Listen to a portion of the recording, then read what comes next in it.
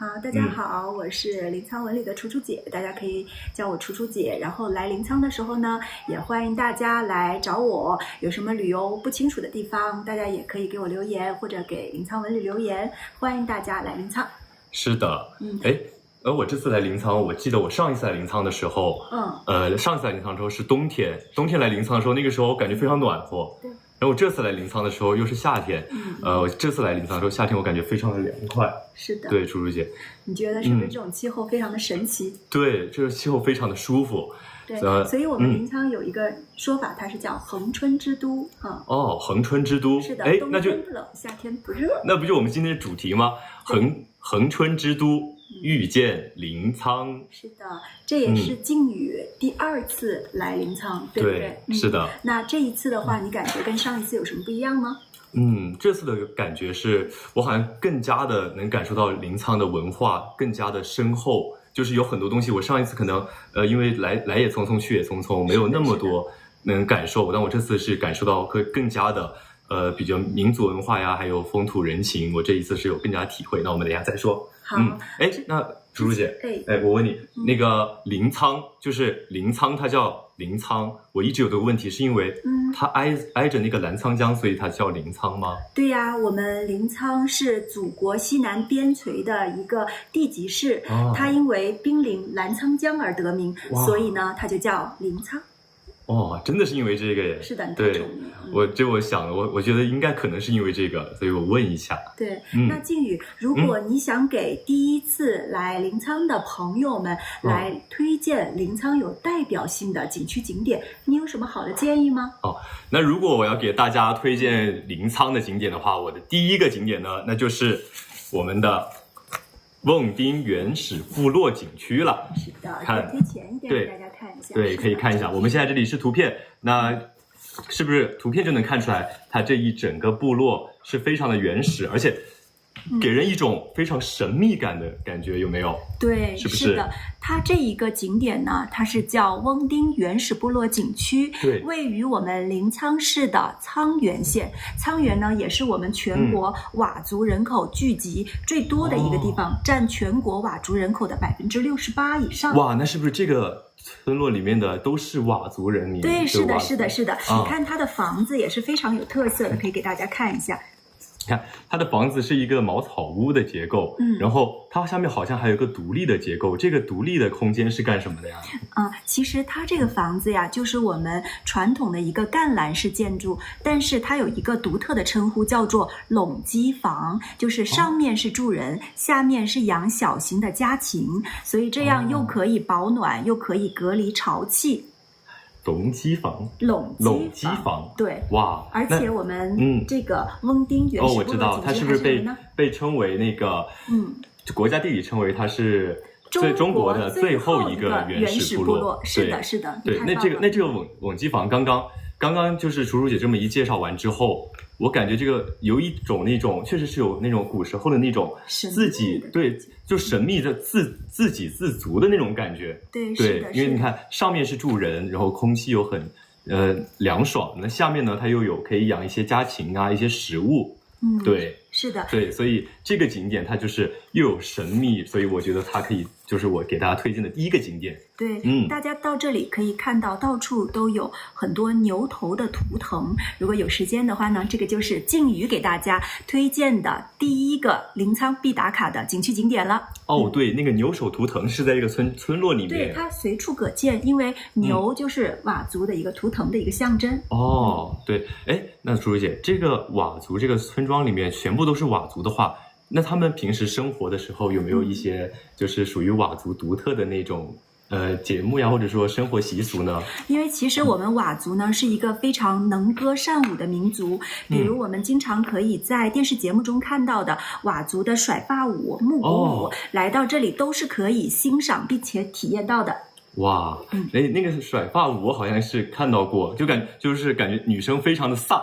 对，是的，是的，是的，非常豪迈。是的，我看你这儿还有一些其他的图片，已经迫不及待的想跟朋友们分享了，是不是？对，来，楚楚老师，我们往中间坐一点。好的。对，有点看不到楚楚老师了。你看，这一个就是我要给大家推荐的第二个景点了。这个景点是什么呢？叫苍原崖画，是不是很清楚的就能感觉到它是在一个崖壁上的一个画面呢？对，是的，像这个呢，就是也是我们沧源县的另外的一个景点，叫做沧源的崖画景区。哇，你看这些有很多的一些图案，你觉得像什么？靖宇？对，其实我个人感受，我觉得它有点像那种儿童的手绘画，但是它这种手绘画，它又有一种那种古朴，然后又带有神秘的之中，还带有点生命力。你看这种向上的这种感觉。对，大家可以看到，其实这个呢，就是我们佤族的先民在3000多年前用牛血以及一些特殊的矿物原料混合而成的，然后绘制而成。就是大家如果到这个景区呢，目前是还可以完整的看到这些图腾。对，比如像现在我们在这个画面上，我们上一点点给大家看，在这个画面上大家可以看到的这一个 logo 图形，你觉得它的头上这个东西像什么？它有点像那种装饰的那种皇冠的感觉。对，它有一些像羽毛一样，对，比其他的人物形象会感觉会更大，而且这儿，就是这里和这个和他们的对比。对，是的，你看它整个身材是一个倒三角形，就像你的一样。是不是？你说的我害羞了。不害羞，乖。然后它这个头上呢，它的这个羽人的头冠是非常隆重的，说明呢，他就是在这个部落里面是一个首领的一个地位。对，很能明确的看得出来耶。你看这个结构，是的，对，其实像到了咱们沧源县呢，除了刚刚我们介绍到的原始部落景区，就是翁丁原始部落景区，还有沧源崖画以外，大家还可以去比如我们的百米国画长廊，还有跨国的四岗里溶洞。晚上的时候呢，去葫芦小镇参与一下佤族传统的民族打歌，都是非常不错的一个选择。对，那真的是可以体验一下打歌给佤族的是吗？对，是的。其实临沧嘛，少数民族地区，他们非常喜欢打歌。在去年的时候，就有几首歌就非常的出圈。你还记得就是什么大江大海江南海？这个也是。对，这个印象很深。是的，因为我们这边的老百姓就非常喜欢打歌了。哇，那确实节奏感和民族感都还是挺强的。是的。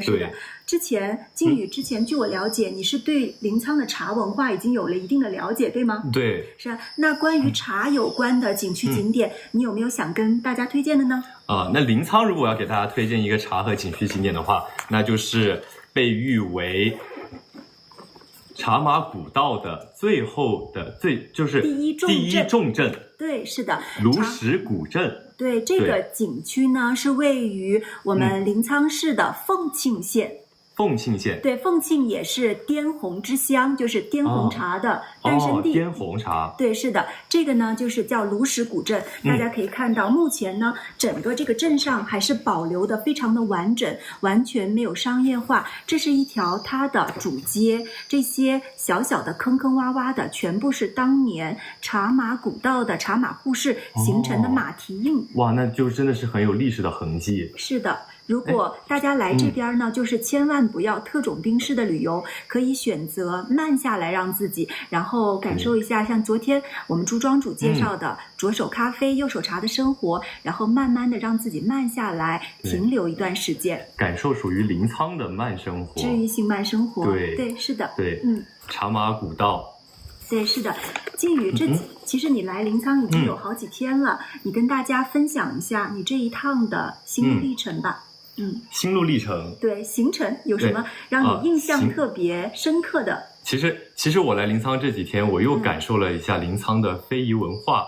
对，那个我当时学习的那个西归磨裂的茶，也属于普洱茶的制作技艺，这个也属于临沧的那个非遗，是不是？是的，就是其实大家非常熟知的，比如我们的西归茶、冰岛茶、磨裂茶、董过茶等等这些大雪山，对，其实它都是属于普洱茶的一些种类的一些名字，但是呢，它有一种特殊的非遗制作工艺，叫做普洱茶制作技艺。所以它专业名词就叫普洱茶制作技艺。对，是的，它也属于临沧这边的非遗。对，如果是大家来临沧对茶叶比较感兴趣，就可以体验从采摘一片茶叶，到最后自己炒茶的过程，制茶，最后制成一饼茶送给你心爱之人的一个过程。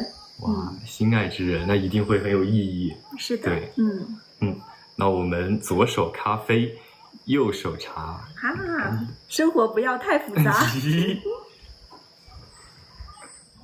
我们看看屏幕前，大家有什么想问的问题，或者是关于临沧旅游有什么不懂的呢？大家都欢迎给我们留言，然后我们会尽快的给大家做出回答。对，我们楚楚姐看到就可以跟大家讲解一下。楚楚姐，这个茶的话，我们今天喝的这个茶是哪一款？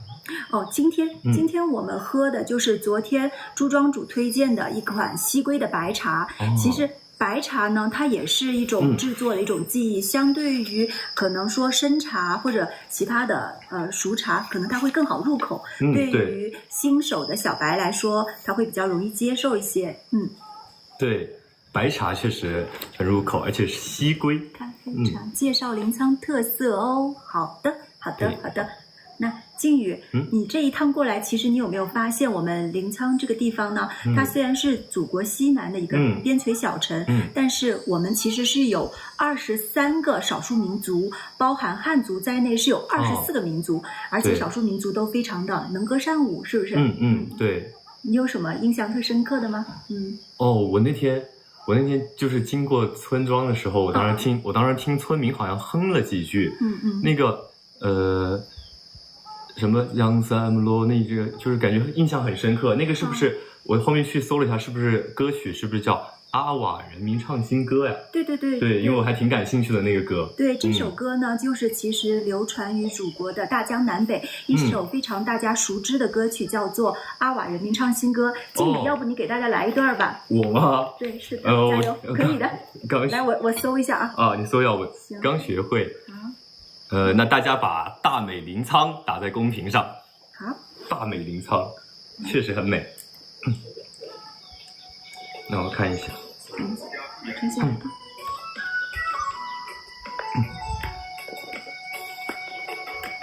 村村寨寨，大旗鼓，敲起锣，阿娃唱新歌。共产党光辉照边疆，山小水小人欢乐，社会主义好，假期幸福桥，道路越走越宽阔，越宽阔。嘿，江山路，真棒，给你点赞。那靖宇，你知道这首歌最后的一段，就是它有一个词叫做“江山木落”，是什么意思？你知道吗？江山木落的意思，江山木落就是我自己理解江山木落的意思，可能是说很开心，或者是说我跟你表达我现在就是当下我的状态是积极是阳光的，那我可能就是江山木落，是这个意思吗？对，是的，其实江山木落它也是一个佤语，它表达的是赞美英雄，然后在这首歌曲里面呢，它是表达自己是非常欢乐、快乐的意思。对，是的，在这里呢，我们也想跟靖宇还有屏幕中的朋友想介绍一个我们佤族的一个就是祝福的一个语言。佤语是吗？对，是的，它叫 Lang Ju Brown。Lang Ju Brown。对，是的，它的意思呢就是用云南话讲，其实就是样样好，就是我希望你什么都好，哪里都好，开心顺遂，就是这个意思了。那我祝大家，祝屏幕前的朋友们 Lang Ju Brown。样样好，样样好，欢迎大家来到大美临沧。是的，是的，那个非遗文化，我记得除了那个普洱茶的制作，其实我前2天还体验了一个临沧的一个非遗文化。对，是的。对，我靖宇去到了我们孟定镇的一个村子，非常有特色的村子，叫做芒团村。对，是的。对，我体验了临沧的新的这个非遗文化。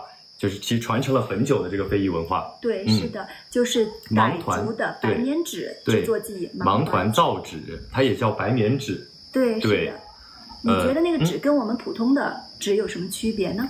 那个纸让我想一想，它其实跟我们普通的这种 A4 纸，它就很整齐，对，很整齐，然后又很光滑，然后有点硬。但是我当时自己去体验那个纸的时候，那个纸它其实是有一点软绵的，但是它又有韧性，是的，对，那个纸呢，它就是按照，因为大家都知道造纸术是中国古代的4大发明之一，对对对，这个我知道。然后靖宇那天呢，也是在我们的芒团村体验了从砍树开始，到最后的构树皮去捶打，然后去煮浆，最后去浇灌。最后成型晾晒一张完整的纸的过程，他全部都体验过了。舒姐，你知道我当时做的时候我想什么吗？我当时就是因为确实造纸术我一直都听说过，但是没有自己身临其境的去体验过。那我当时做的时候，就是第一步自己去砍树的时候，然后去把树皮扯下来的时候，然后再在捶打的时候，我当时就是自己去经手这些原材料的时候，我就感觉这个谢谢楚楚姐。对，我就感觉这个原材料它就是有温度的，就是它就是从一个树皮慢慢的变成一张纸的过程中，然后我后面又发散思维，我又想，从一个纸，然后又可以流传至今，然后其实人们把那个字写在纸上的时候，其实这个张纸它就有情感了。对，是的，它其实是一种文化的延续，情感的表达，它不像那种工业化的那种批量生产，对，因为是你自己亲手制作的。对，而且这个棉纸其实它还不一样，它可以就是自己去 DIY 里面的，就是比如说每个人做出来的棉纸它都是有意义的，你可以自己 DIY 一些草呀、花呀，就是不同的轮廓在里面，然后它就是有属于自己的含义。对，那个就是你独一无二的。对，对。靖宇，其实今天我们这边还准备了很多非常有特色的美食来给大家看一看的。哇，这个大家应该非常熟悉了吧？这个是什么？这个是什么呢？大家把它打在屏幕上吧。这是什么呢？这是什么？这是什么？来，我们等一下，这是什么？有没有知道的朋友？把它打在屏幕上。对，这个就是鸡枞菌。是的，我看大家全部都打公屏上了。是的，然后这个时候我突然想到了一句台词。我知道了。鸡枞破土的时候，山珍可比拟一切的海味。是的，来，靖宇尝一口，给大家现场。这个就是刺身了。对，这个好久没有尝到这一口了。这是野生的鸡枞菌哦。对，这个就是新鲜的。大家可以看到，其实鸡枞菌啊，它是长在白蚂蚁的窝上面，所以非常的独特。但是它最独特之处就是今年它长了以后，明年同一个地方它还要长。哇，它还会长。对，是的。这个就是可以生吃的菌子，我们来尝一下。对，你加一点点酱油。好，这个好的，好的。什么味道？是不是你这个芥末会不会沾多了有点臭？楚楚姐，你怎么知道？我的留言。我看着你眼泪都要拉出来。不是你芥末沾多了，我蘸太多芥末了，不好意思，因为我好久没吃到这一口了，我感觉这个野生的，哎呀，有点辣到我了。这孩子太实诚了。对，生吃的进来，谢谢楚楚姐。没事，眼泪都拉出来了。太辣，我蘸太多芥末了。没事。对，我重新吃一个，我还没吃到那个鲜味，我弄点酱油，我就不蘸那么多芥末。对，酱油可以少一点。这个是上面的菇朵，下面是它的茎，干茎。对，真的很鲜。是。再吃一个。可以了，咱们后面还有好多美食呢，慢慢来啊。好吃。其实中国古人讲的山珍和海味，它其实是在一个平等的词汇上。我们呢，云南在大山里面，虽然我们不靠海，没有海鲜，但是我们有大自然的馈赠。对，我们靠山就吃山。对，靠山吃山，靠水吃水。对，这个确实，这个山珍海味，就是山珍可比拟一些海味这个词真的是没有错，非常贴切。对，因为在野生的里面，其实这种鲜的、这种嫩的，它确实是可以吃到这种海里面的味道的，真的是有大自然的味道，原生原汁的味道。是的，对，今天我们这里还有其他的美食，这个大家也是再熟悉不过了吧？这是什么？打在公屏上。是什么？有没有知道的朋友，把这一道美食打在公屏上吧？让我看看有没有。我看看有人想吃，对，很嫩，很好吃。竹虫。对，是的，竹虫。因为在我们的云南，除了是吃我们的野生菌以外，还有竹虫也是必不可少的，就是虫子，吃虫子。是的，竹虫。来，咱俩吹，干杯。脆脆的。这个东西真的就平时都可以当零食吃。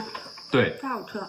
这个竹虫其实大家很熟悉不过了。那这个竹虫如果我们自己炸的话，炸的久一点呢，它可能就会比较脆，它的口感就像薯片一样。然后你看像它上面的辣椒面，其实它是很有味道的。是的。然后如果你炸的没那么脆呢，可能是火候欠一点的话，它可能就是更加的口感软糯一点，会嫩一点。是的。但是它其实真的蛋白质含量很高。好的食材其实都不需要过度的烹饪方式。对。其实你看它这个里面只有一些辣椒面，还有一些盐，其他的东西都没有什么。对，这个是真的，它里面其实什么都没有加，就有辣味儿，然后一些盐味儿。对，但是它就已经很脆，很好吃了。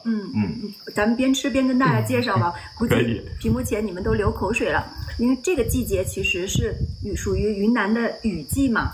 对。雨季的时候，除了刚刚季宇给大家介绍的鸡枞菌以外，其实在云南有800多种可食用菌哦。哇，是不是那么多？对，因为云南是野生动物王国嘛，它的菌子其实是有2000多种，光是可食用的就有800多种。除了你刚刚吃到的这个鸡枞菌以外，还有我们的大红菌，就是大家想的那个红伞伞、白杆杆。对，但是其实，在云南它有一部分的红菌是可以食用的。可以炖鸡呀，就是非常补的。还有奶浆菌、青铜菌、松茸等等等等。对，因为其实我在云南待了那么久，其实我吃到了很多菌子，就是有不同的口感。对，有菌子也有炸的，然后炸的菌子其实也很脆。是的。对，然后还有煮的，然后还有那种野生菌，那种火锅菌。其实吃起来是真的很暖很鲜。对，所以说云南真的非常的宝藏。比如说大家来临沧呢，春天的时候我们还可以去吃花。是的。对，花有什么呢？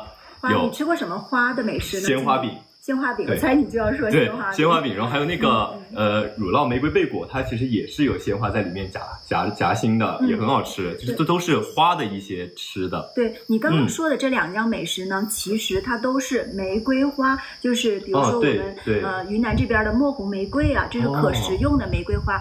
但是我这里呢还要给大家推荐，如果是春天来临沧呢，一定不要忘记一道美食，是个白花。白花。对，是的。哇，那它就是长在山上面，然后一个树全部都是白花花的，一整棵大树是吗？就有一点想和心上人共白首的那种感觉。很浪漫，非常浪漫。但是那个花呢，我们可以不光拿来煎鸡蛋，也可以拿来煮蚕豆汤，对，非常的鲜美。那楚姐，我有个疑问，那这个花它如果比如说我现在想煲一个汤，这个花我放进去其实也没有影响，是不是？它没有，而且它的制作方式非常非常的简单，只需要一点点的猪油，还有我们的白花，还有一点煮好的蚕豆就可以了。就其实你也不需要放肉，就非常的鲜美了。对，白花确实很浪漫，跟心爱之人在下面携头白老。我懂了。我突然想起来了，那我还吃过一个花，那个水性杨花算花吗？它应该是属于一种植物，就是长在我们比如说泸沽湖还有洱海里面的一种植物。对，因为我就是觉得它是在海里面长，它没有像那种结了一个花，在水里面长，它就没有像那个花一样，对，它不在树上，对，长在植物上，对，所以我就觉得这个我不知道它定义是，那算是吃花吗？这个也算，因为它其实开花的时候也会在水的表面长一些白色的小花朵。对，晚上的时候如果去看上去，全部水面全部是一层白白的小花朵，是非常美的。确实。那这个，所以在云南来其实就是春天可以吃花，夏天吃菌子，秋天吃虫子。对，那可以吃的太多了。对，然后冬天的时候我全部都吃一遍。是的，但是其实在云南冬天也不冷，所以其实春夏秋冬我们能吃到的东西还是全部都能吃到。对，是的。你看这云南的美食其实也很多。那大家如果想来临沧啊，或者来云南吃菌子的话，我们真的是，而且要注意，就是菌子它因为种类太多了，对，所以我们真的是要注意，我们吃的话真的是要能把它清洗干净。对，就是如果是不认识的野生菌，大家千万不要随意的食用，就是一定要是认识的，或者是你的朋友认识，对才能吃。对，其实这个也是，这个你知道是什么吗？这个是，感觉这个有点像那种脆脆的，是不是有点像葛根？哦，对。但其实它是这个季节的叫甜笋。哦，笋。对，甜笋它是可以生吃的，这也是生的。那我们又沾点，我们又沾这个，你少沾点芥末。好的，沾点酱油就行了。听到？这是也是可以生吃的竹笋。是的。把张纸擦一下手。谢谢楚丽姐。是不是很甜？很脆，很甜，对，也很嫩。这个也是这个季节的一个时令美食。大家如果来，临沧这边这个季节一定不要忘记去吃一份刺身甜笋。对，刺身甜笋，真的很好吃。这个，它是甜甜的，但是又很有嚼头。对，它也你看云南有这么多美食都可以当做平时我的追剧小零食。是啊，除了刚刚我们给大家推荐的这些美食，我觉得我们今天有点像吃播，对不对？等一下结束了，咱俩把这些道具都吃完。好。这一道美食呢，也是给第一次来临沧的朋友必须推荐的。它是我们佤族的一道传统的美食，叫做鸡肉烂饭。哇，那属于很特色的美食了。对，你有没有发现它的形态很特殊？形态？对，就是它给我一种，我好像在吃饭，它好像又不是饭。但它如果说吃稀饭，那它又没有那么的稀，又比稀饭要干，又比干饭要稀。对，其实它就是一种介乎稀饭和干饭中间的美食。它还是非常讲究的，要先把我们这边的就是土鸡要煮熟了以后，用干净戴上手套去把那个肉撕开了以后，对，能看到，对，是的。然后和生的大米一起去煮。等到煮的水分收的差不多了以后呢，大家可以看到这里有一些绿绿的。这个绿绿的是茴香还是什么？不是，它是我们这边的一种特殊的调味料，叫做阿瓦延续。阿瓦延续？对，是的。这绿色全部都是吗？对，是的。它是这一道菜的一个灵魂了。哇，那确实，我想尝一口了。来，你的小筷子呢？对，我的小筷子在这儿呢。好。我给你加一点茶水。谢谢楚丽姐。没事。我先，这个是鸡肉，是吗？对，就是刚刚我们说不是已经把鸡肉给撕开了啊？是不是挺好吃的？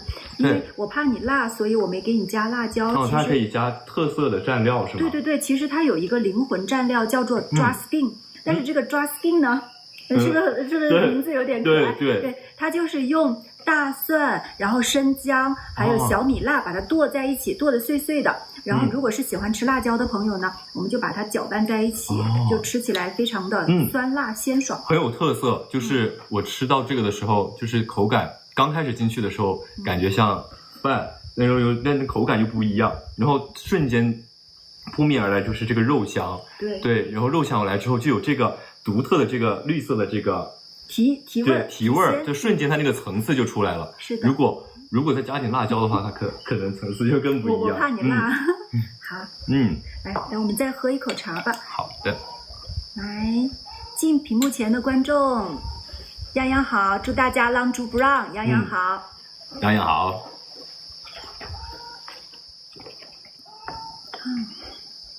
浪珠不让。可以给大家看一下现在的这个后面的美景。对，现在的景色其实可以看出来，慢慢的远方的山，已经分层了，就是有那种的森林，对，夕阳的余晖，还有触手可及的水，哇，它就是一幅山水画了，真的太美了这里。对，大美临沧，欢迎大家，真的是大美临沧哦。大美临沧。有人问我们喝的是什么茶？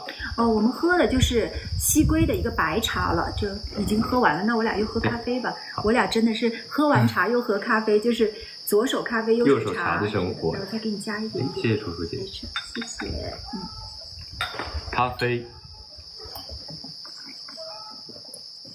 其实，在临沧的话，茶和咖啡它只是生活方式的一种，就是比如你喜欢喝茶的朋友，你可以在临沧几十种茶中间寻找到你自己最喜欢的那一款。喜欢喝咖啡的朋友，也可以在临沧寻找到你最喜欢的那一款滋味。是的，因为确实像我们说的，因为临沧这边的茶太多了，大冰岛、大雪山，然后这些茶，西归、冰岛、西归、对，董过、磨烈，对，是的。除了大家熟知的，比如还有我们永德的芒沸茶，还有镇康的马鞍山、云县的白鹰山等等等等，就是它其实就是一种生活方式，不一定在乎它的价值多少，纯粹就是你喜欢，那它就你喜欢的茶，它就是值得的。对，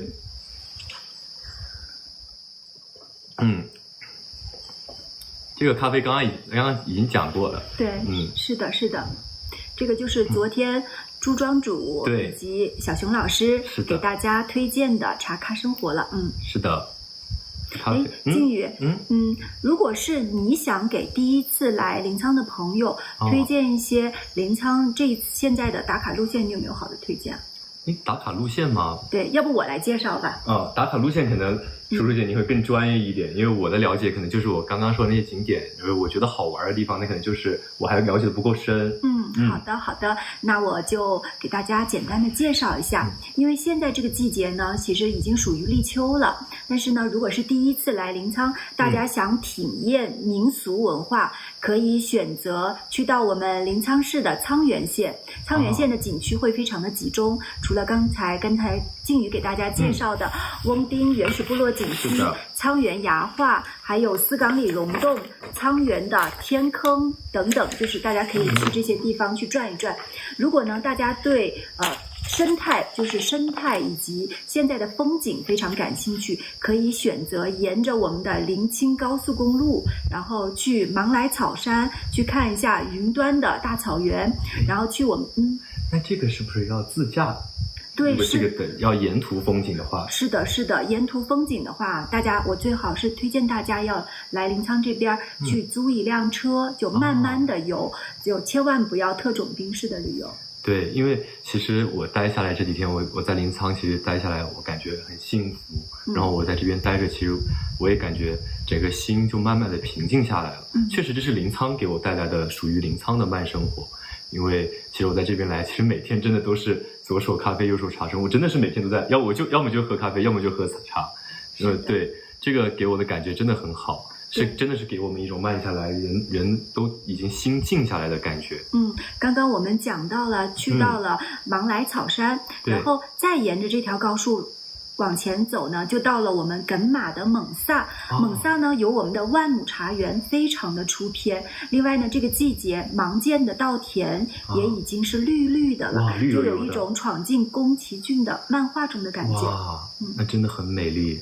对，是的。然后我们再继续往前走，就到了你前几天去到的那个地方，孟定镇。是不是？孟定，对，是的。孟定呢，也是一个非常原生态的一个傣族的一个乡镇。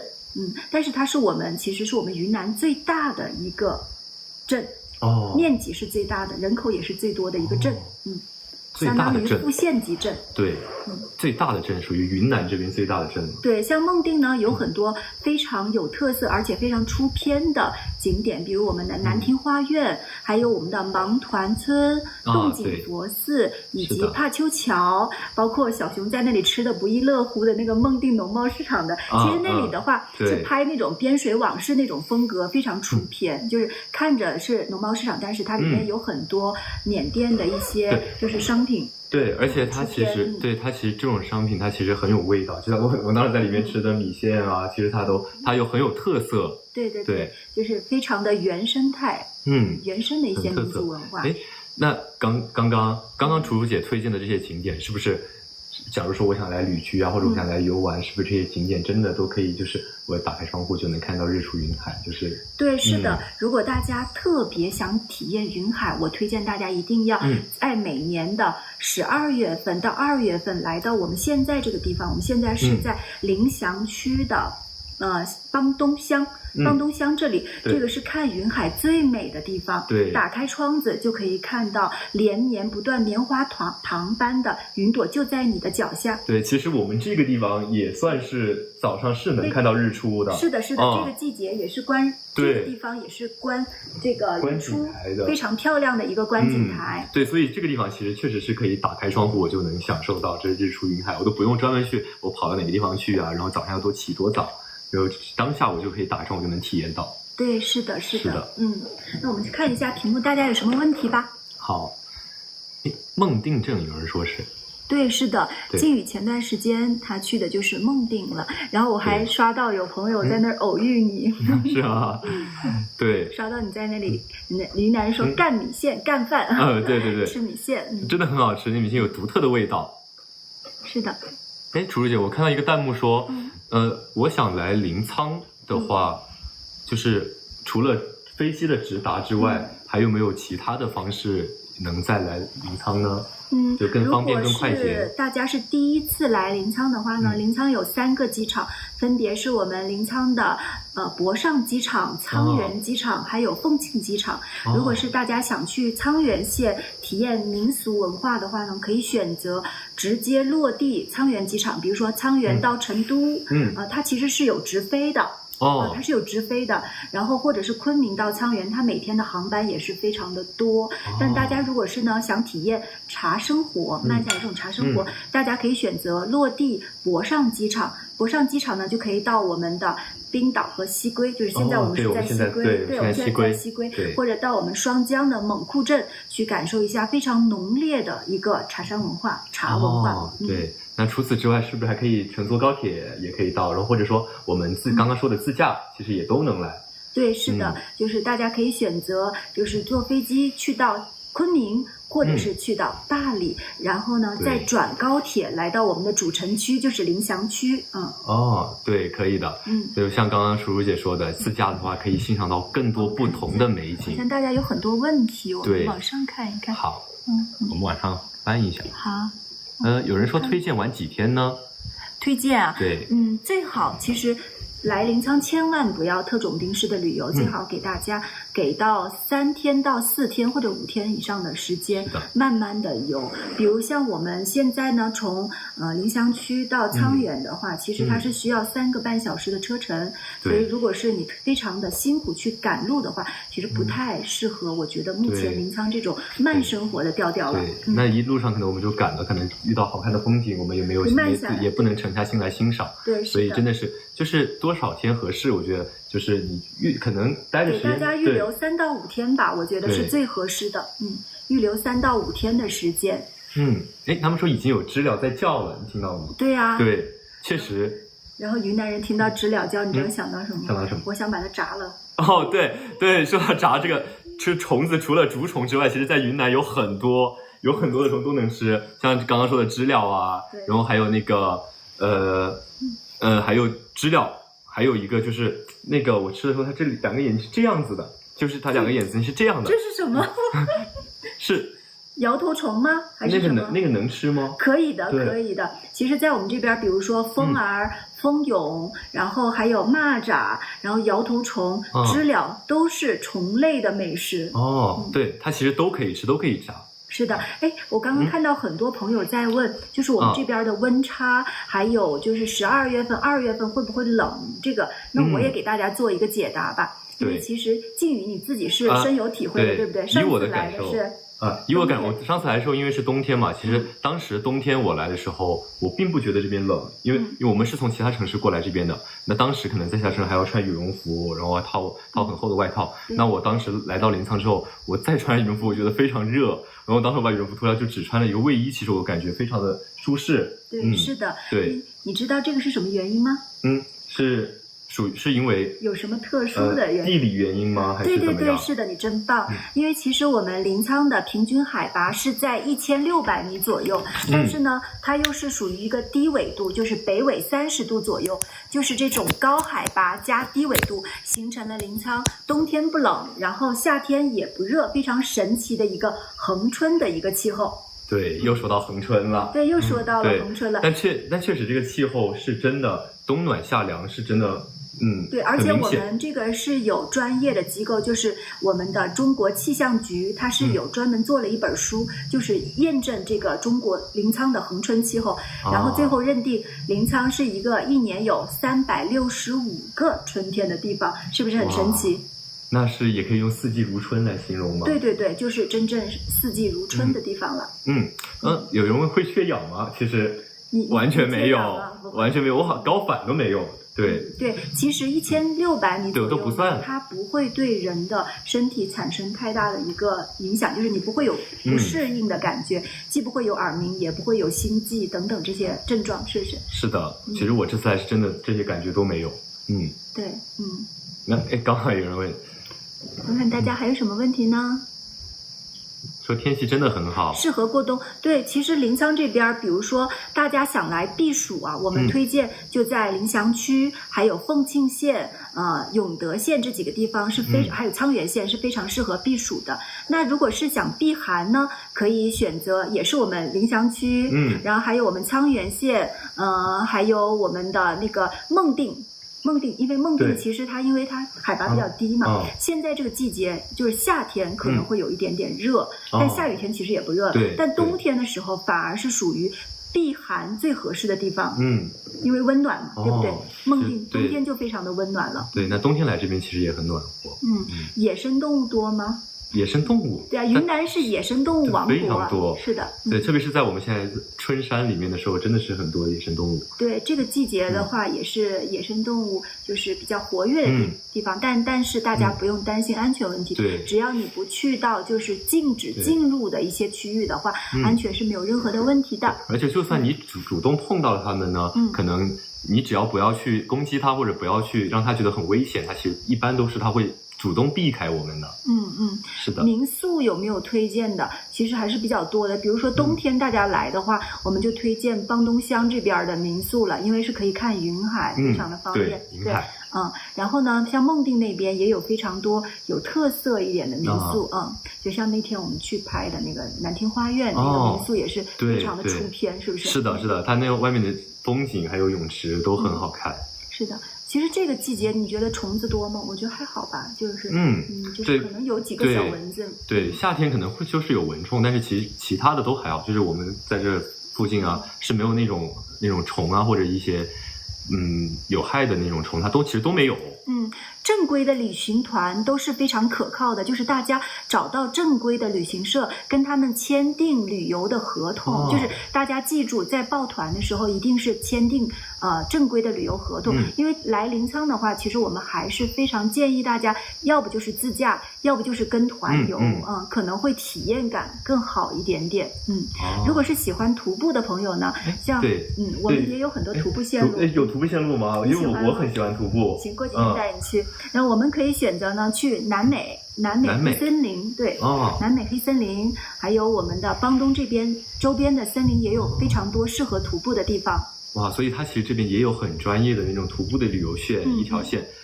那大家确实来临沧也可以选择报团来跟着这个路线我们往前走，就可以可能自己少的操点心。对，是的。那我们看大家还有什么问题呢？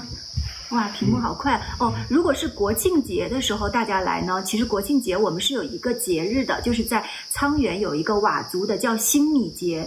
新米节。对，你是不是第一次听？对，我第一次听。有时间再来一次啊！其实新米节呢，就是佤族人民庆丰收的一个节日。庆丰收。对，10月份的时候不是谷子熟了吗？对，它是一个庆丰收的节日，在我们临沧其实非常盛大的节日，比如4月份的泼水节，大家可以去梗马，感受梗马双江，对，感受一下大的那种泼水狂欢的氛围。然后呢，5一的时候呢，又是我们沧源的摸泥黑狂欢节，就是用那种摸泥黑，对，是不是很感兴趣？是要在脸上抹黑吗？就是我们有一种非常特殊的原材料，叫做娘不落。它是一种防晒的泥膜，对。然后它的颜色是黑色的。就抹得越黑，祝福越多。是的。那最近的火把节是不是也属于？对，火把节是刚刚才过去的，对，它是一个彝族的一个传统节日。你还记不记得刚刚我们说，因为临沧有23个少数民族，对，所以感觉一年四季都在过节。就是你来到这边，哪怕是冬天的时候，没有节日的话，但是因为冬天是我们的杀猪饭的一个民俗活动。哇，杀猪饭！是的，从12月开始到1月份，一整个月就是家家户户都在杀猪。就你走到那里，哪怕是不认识的人，然后老乡都会把你拉进去，来我家吃饭，就是这种那这个也是一种民族文化。对，其实我们临沧人是非常热情好客的。是的，很好。然后大家看一下还有什么问题呢？想问我们小靖宇的呢？专业的问题我们可以问一下。对，他们说有很多节目。对，就是天天在过节。对。其实来这边，你看，你过节也可以感受热闹。那如果你自己想放空或者慢下来的话，也可以选就我们刚刚说的。其实你看2种生活方式，其实大家都可以来到我们的大美临沧。是的，就是对。如果喜欢热闹的朋友呢，可以选择节假日的时候来到临沧，和我们当地的老百姓体验一下这种节庆生活。如果是想放空、想体验治愈性生活的，也不如找一个非常安静的、风景好的民宿，然后让自己躺平一天，什么烦恼都没有了。是的，真的是节目非常多，也过得很舒服，在这里待下。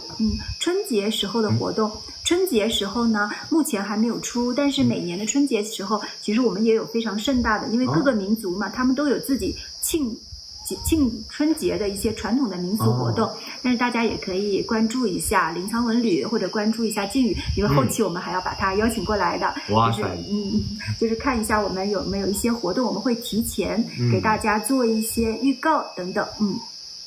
伴手礼的话，这一次靖宇的话，其实你喝了我们临沧的茶和咖啡，对，它其实就是有非常有特色的伴手礼。是的。另外呢，其实我们临沧还有一个很有特色的叫临沧坚果。这个我还没有吃到过哎。对啊，我错了，我晚上就去买。没有。因为其实临沧坚果呢，它就是传统的以前是叫夏威夷果。夏威夷果。对，夏威夷果，但是我们把它引进过来了以后，通过种植和培育，它现在已经是临沧已经是全球夏威夷果种植面积最广的地区。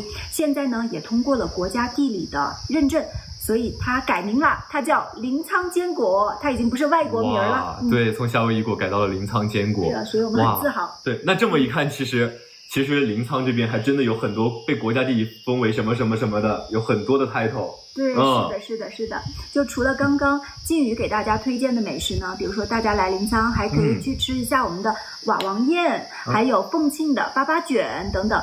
哇，这么多好吃的！对，非常多，还有像羊头岩的火腿木瓜鸡，还有我们的手撕鸡等等，就是一定要带个32鸡的未来。那真的是在这边我感觉这2天其实我都有点每天都吃得很撑我就怕你吃不饱。真的，楚茹姐每天都感觉就是这个吃的就一定要我们体验一下现在临沧的就是这个美食，就是不同的体验。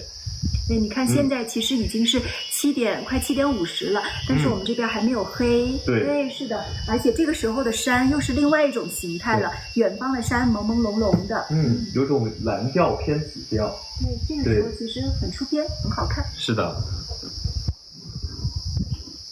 流口水啦，有好多好吃的。对呀，是的，很多好吃的。而且临沧很多的美食一定是要你亲自体验的。刚刚有个朋友，我看他说临沧还有什么水果。对，水果。对，其实我们这边有一个非常有特色的下午茶，叫拌水果、凉拌水果、泡水果。泡水果我没有吃过，但是拌的我好像就是尝过，就是那种那芒果刚切开，然后可能有些青芒，或者是说有些熟芒，就直接蘸辣椒面，我们就直接吃。对，是的，这个我吃过。这个是生芒果，我们说凉拌可以把，比如说我们的芒果啊，还有多衣啊什么拌在一块。但是还有一种是泡水果，就是用糖。把那些稍微偏酸一点的，比如说李子啊、杏啊这些泡在糖水里面，泡了一段时间以后，然后拿出来吃，这样子就中和了水果的酸味。对，它就会别有风味。这些东西呢，大家都是可以在比如说临湘区、还有耿马等等地方都可以买到的一些特色的一些下午茶。水果。对，是的。对，这真的是需要大家，我们说这么多，还真的是需要大家过来亲自的身临其境的体验一下这个大美临沧。因为其实像这种慢生活呀，或者是这种很多的节目，真的当你自己走到这个地方的时候，你站在这个人群中的时候，或者你感受这个大自然的时候，才会觉得原来一切都是那么的美好，一切都是刚刚好，舒服了。对。这个虫子，这个知了一直在叫，它也想说欢迎你来。对，欢迎我们大家都来，欢迎大家都来临沧。是的，你看有人说迫不及待的想来了，然后我刚刚看到还有说，那我春节冬天来这边，让我过年啊，或者是怎么样的，是不是也不会有很多人啊，或者怎么样？不会非常多的人的。比如说冬天的时候，过年的时候，大家来的时候，刚好是临湘区的油菜花开的最漂亮的时候。因为临湘区呢，它种的是一种早熟的一种油菜品种，对，它就会在每年的1月份到3月初的时候盛开，是最漂亮的时候。所以刚好大家在春节的时候，不妨来到我们临湘区去体验一场油菜花中的越野跑。哇，油菜花的盛宴感觉。对，如果是喜欢钓鱼的朋友呢，也可以选择到凤庆的小湾那边呢，也是一个钓鱼者的天堂。哇，是的，就可以钓到野生的大鲈鱼。哇，那真的，你看这临沧太多能玩的了。对，就是临沧的美，临沧的好，临沧好吃的，临沧美景是3天3夜都讲不完的。是的，你看我来了2次，我都感觉还有好多东西我没有体验到的。那我们可以慢慢的体验的，慢慢体验。对，还可以钓鱼。对，所以是不管你是喜欢美景，还是喜欢美食，还是喜欢徒步，或者是男同胞喜欢钓鱼，我们其实都可以在临沧找到你的心灵归属地。是的，真的是大美临沧，大有玩法。对，我们看看朋友们有什么问题呢？对，专业的问题我们可以赶紧让我们的楚楚老师直接解答。最近雨水多不多？现在其实呢，它是属于整个云南的一个雨季，对。但是云南的雨季呢，它不会从早一直下到晚，它会断断续续的。比如今天早上其实下了很大的雨，一上午可能都是那种大雨，然后到小雨，然后到慢慢的就没有雨，然后到现在你看天气，对，刚刚还对，刚刚还出太阳，真的是晴空万里。所以它天气是有变化的。其实雨季呢也有雨季的玩法，就是我们刚刚说的，一定要去山里面捡菌子。对，是的，因为很多菌子都是因为下了雨之后，它就突然就出来了。对。有没有适合带孩子玩的地方？当然有呢。就是你的孩子如果是想体验茶叶研学的话呢，可能就是要去到我们的双江，或者在我们的临湘区去感受一下，就是从一片叶子到一饼茶的过程，可以让他去体验一下。如果对传统的这些民俗或者是感兴趣，可以去到我们的哏马、双江或者是沧源县去感受一下非遗的一些文化。还有我们的镇康还有一个很有特色的叫阿树色，它也是这个是对，它是一种民族文化，它有唱的，然后也有文字等等。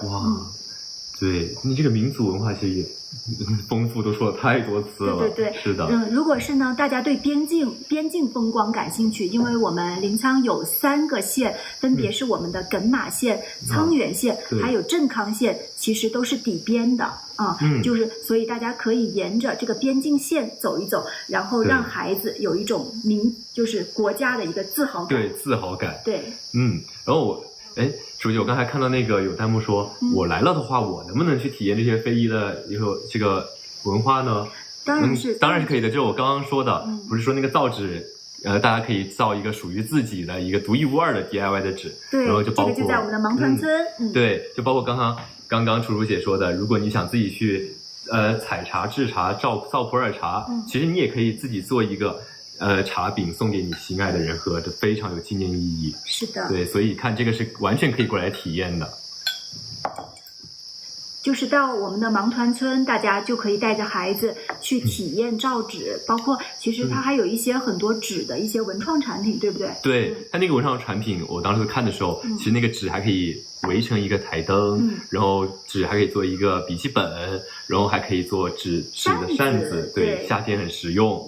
也可以买一张就是普通的纸回去，大家把它叠起来以后，做成一些小的一些像飞机呀，或者一些小的一些小扇子啊，它都是一个很不错的一个工艺品。对，刚才就说有人说，临沧文旅这些地名怎么取的都那么好听啊？对，除了就是咱们提过的像西归、磨裂、董过等等，还有一些非常好听的一些像白云山、小猛鹅等等。对，因为这个我当时看到了，就是很多人说哦，原来这些东西是地名。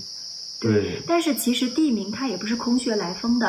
比如说像它那个磨裂和董过，它都是有一段非常它其实是有典故的吗？刻骨铭心、凄美的一个爱情故事。爱情故事。对，是的，大家感兴趣的话，可以到网上去搜一下。今天因为时间有限，我们就不再详细的赘述了。好，那我等一下自己去搜一下。我还挺好奇这个爱情故事的，是吧？就是一个什么爱情故事会让它叫董过？然后叫磨裂西归，对，磨裂出，对，是的，所以这个其实很有故事感，这些名字都对，是的，想去捡菌子，对呀，这个季节就是捡菌子最好的季节了，而且刚刚靖宇吃的这个鸡枞，这个季节就是出的。其实整个云南的雨季，它的菌子出的是有，你不要沾芥末了啊，它是有节奏的。现在这个季节就是吃鸡枞最好的一个季节了。是的，真的是生吃的鸡枞菌，很有特色。捡菌子有人带去吗？就是如果你不熟悉路的话，最好是找一个，就是要不就是报旅游团，要不就是找一个当地的向导就带你进去。但是这个捡菌子啊，其实它也很有意思，就是人家就说两个朋友进山，也许我捡到了，你没有捡到。是的，是的。它其实也是讲一个缘分的，对不对？对，因为你走着走着，你说不定就直接捡到菌子了。对，而且云南人很有意思，就是说，如果是菌子闹了，他永远不会去怪菌子，他会怪什么？怪我自己，他怪我自己没有处理好。对，是的，这个也是我们云南人非常豁达的一种，开朗的一种性格。是的，永远不会怪菌子的问题，是我自己的问题。是的，而且下一次被闹了以后，下一次我还继续吃。对，我还要吃。是的，那时间也过得挺快的吧，靖宇？对，确实，我这次来临沧，我感受到了满满的幸福。想吃竹虫，竹虫。给大家匀吃吧。对，没事，大家吃吧。就有的时候你把它当小零食吃一样。对，追剧的时候小零食。对，追剧小零食。而且它其实制作过程很快，就是放到锅里面一炸，对，然后撒一点辣椒面，就很脆了。就可以直接吃了。就非常简单，只需要放一点点干的辣椒段。对。然后出锅的时候撒一点点盐，就可以放了。然后放的时候，你可以放在自己拿一个小的储存器，放起来可以放1个多星期的。对，就是这今天没吃完，我们还可以继续储存起来，是的，我们再打开再吃，它不会变质，是脆脆的。然后大家来临沧早餐一定不要忘记去甩一碗米线。哇，我每天早上吃的都是米线，好好吃。好吃。每天米线它口味还不一样，因为它加了那些料进去之后，它其实口感都不一样。就是你加的是什么料，那可能口感都不一样。就比如这个，如果我加这个特有的这个料的话，它其实就有这个特有的一个层次感。但如果我没有加这个的话，我加的是酱油是醋，那就是很正常的一个米线。对。比如我们临沧的云县的鸡肉米线，还有稀豆粉米线、卤子米线、牛肉米线、猪血米线等等等等，就是大家来到临沧一定不要忘了去吃一碗米线。是的。沧源还有一种叫豆豉米线。豆豉米线，对，这是什么？我那个我没听说过这个，但是那个稀豆粉米线感觉很有名，是我那天在集市吃的。你那天在集市吃的，它就是把豌豆把它磨得细细的，然后去熬煮过滤了以后，把它浇在我们已经烫熟的米线上面，再加上一些佐料，它其实就是会有一种非常粘稠的口感。确实，你看美食也太多了。都已经说不过来，我们都说入迷了都。对呀，对。等一下结束了，我俩又去吃。对，要去大吃特吃。我们去吃那个，今天晚上想我们去吃酱油烧烤。临沧的酱油烧烤特别好吃。这个我没听说过耶，酱油的烧烤。对，就是用特制的蘸水把它刷过了以后，看上去虽然有一点点黑黑的，但是特别入味儿，特别酸爽香辣。想吃，哪都都馋了听着都流口水了。是的，那时间也过得很快，今年。对，那这次来临沧，其实我真的是体验到了满满的幸福。那不管是我自己体验到了，我在当地，我感觉临沧的茶文化呀和民俗文化，真的就像我刚刚说的，太深远、太深厚了。如果以后有机会的话，我真的会带着我家里人啊，然后一起来再体验一下属于临沧的慢生活，然后还有我这次没有走到的景点，还有景区美食，我都想再慢慢的去体验一下。再次感谢靖宇、小熊老师等等来临沧帮我们进行公益的宣传，我们真的真心非常感谢你们，能够让很多的外地的朋友了解到我们祖国西南边陲这一座非常不太知名的小城，通过你们的镜头让很多人看到了我们，这个是我们非常感动，也是非常感激的一件事情。希望您下一次带上你的家人、父母以及你的爱人，再来临沧这边住一段时间，然后我们多去一些更多的地方，好吗？好，一言为定。一言为定。OK，但是刚刚楚楚姐说这么多，其实我想说的是，临沧值得，真的非常值得。然后今天也感谢楚楚老师，感谢临沧文旅。那我是刘靖宇，那临沧我们下次再见。临沧刚刚好，恒春之都，一年有365天的地方等着大家。拜拜，我们下次见喽！拜拜，楚楚姐在临沧等大家，拜拜。拜拜，各位，感谢临沧，感谢楚楚姐，感谢大家，感谢大家，感恩遇见，对，感恩遇见，拜拜，拜拜，拜拜，拜拜，各位。